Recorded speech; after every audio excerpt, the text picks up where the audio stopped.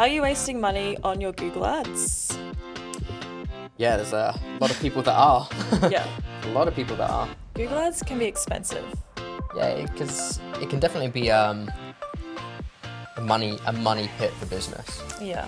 Like if you don't go into it with any strategy, any experience, No. and you go in cold, no education on it, and you're putting money into it, You can sink you some can cash real sink quick. some cash. Yeah. You can. Yeah. It's interesting for me working in the SEO space and the tools that we use obviously show you the keyword monthly search volumes and keyword difficulty, but it also has metrics showing the average cost per click. Yeah. And then working alongside Todd, who's the paid specialist here, it's crazy how much a keyword costs. It varies on the industry. Yeah. So in Australia at the moment, it's between $2 and $4 a click, average low end. But you start going into, legal services, insurance. Trades is up there. Yeah. But legal insurance, you're $20, $30, $40 a click. Yeah. And then, if you're putting money into a campaign with broad match terms, with lack of understanding on how to actually target those key terms, you can quickly be putting yourself in a position of where you're spending $20, $30, $40, $50 a click. Yeah. And $100, $200, $300 daily budget will go. For large corporations, that's less of an issue. It's still an issue, but it's less of an issue being that, they've got, larger capital, bigger investment, they've got more money to spend. But a small SMB investing, a couple of $1,000s a month into their ad campaign and doesn't have that foundation in on that optimization towards those particular key terms can quickly sink a couple of $100s into terms that are potentially unrelated to their industry or related to their industry but just aren't going to yield a return. Yeah. I think one question would be is how would you know if someone's not in the marketing industry and they're whipping up their own Google ad campaign, how would you know if you're wasting money on your Google ads? Yeah. Besides, you might not be getting as many phone calls as what you thought. Yeah. Is there a way to go in and know, can save a few bucks here by doing this or doing that? For sure. How would you there's a couple of things depending on which campaigns you run. So if you're running Performance Max campaigns, they're quite limited, which is generally speaking, it's like Google's AI campaigns. Yeah. You don't get a huge amount of data provided. No. A lot of it is just based on the website, looking at your industry and then creating a campaign towards that. But you can set some pretty good limits within the campaign. So, my daily limit is this. I only want to spend that. Yeah. That's going to at least give you, for somebody that doesn't know what they're doing and going into a cold campaign, it's maybe arguably the better way to go because, yes, it's leveraging Google's AI, but at least you can put particular daily limits on it. And the AI that Google now has in its Google ad campaigns are pretty good. Yeah, puts your best foot forward, I guess. It does, and it just leverages their what they've been kind of working on and honing on. So it's a pretty good start for most businesses. If you're running search campaigns, then you've got to look at things like your ad quality scores to optimize those to make sure that you're getting the best out of it. And then you can start going into some more advanced strategies, like I say more advanced, but doing negative keywords or removing negative keywords for particular key terms that you don't want to show for. Yeah.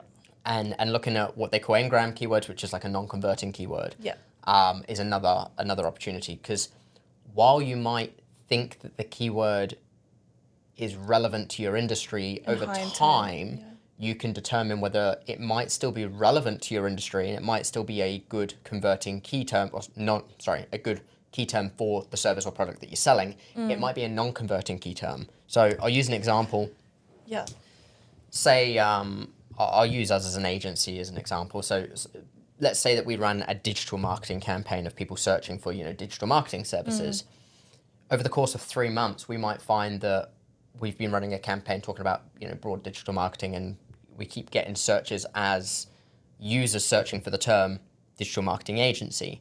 But what we might find is that over a course of 3 months, nobody is actually converted from that search term of searching digital marketing agency as an exact match key term. Whereas people searching for best digital marketing agency might have had a higher conversion rate. Yeah.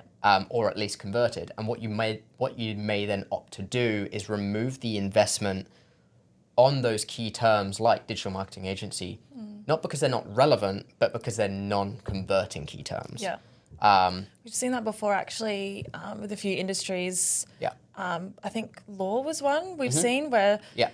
you think, for example, general law or general lawyer or family lawyer, Yeah.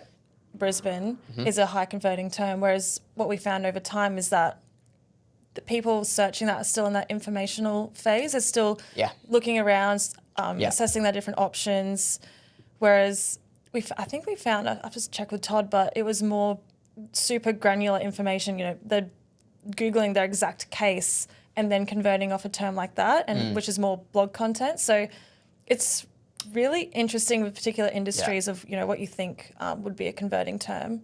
Versus what actually becomes the converting term. Yeah. Yeah. And then changing your Google Ads strategy and the copy and the messaging to then align with that as well. Generally speaking, the longer the long tail keywords have a higher conversion rate anyway, because they are more precise. Specific and lower down the funnel. So those broad terms will tend to have a higher cost, higher volume, but a lower conversion rate. Whereas you get those specific terms will tend to lean towards a higher conversion value. Yeah. So I guess tips for people that are getting into running their own ad campaign is to do some time and research on the key terms that you're going to target if you're going to create a manual campaign and not leverage Performance Max. And then make sure that you go in with some bidding structure of how much you want to invest, know your goals, know the outcome before you go and invest into it. Yeah.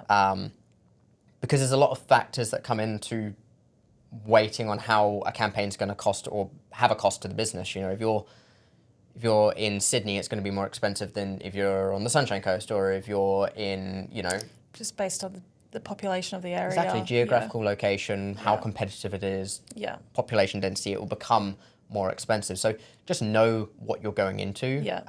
Do that research prior to going into the campaign. And if you are looking to invest, surplus of, $2,000, $3,000, $4,000, $5,000 a month, start then considering an agency or a freelancer to assist, because having then those additional percentages of improvements in the campaign would yield a better return. And it's actually then it makes sense for a business to invest in an agency or a freelancer to assist you with that, so that you can be sure that you're then not going to waste the money in your ad campaign.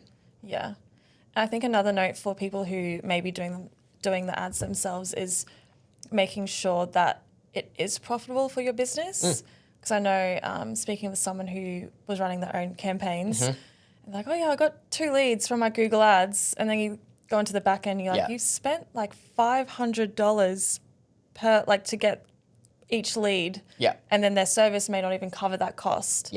So it's just that sort of data and that insight that an agency looks at and asks those questions to make sure that before you're even on board for Google Ads, that you can afford it and it is profitable for your business. Yeah, for sure. Yeah, it's cost to lead and then cost to conversion from that lead as well. So are those leads converting? If you're spending $1,000 on 2 leads, did you convert those leads as well? Did they turn into business? And then being able to kind of reverse those numbers as well. What's that ROI? What's that lifetime value for the customer? And start looking.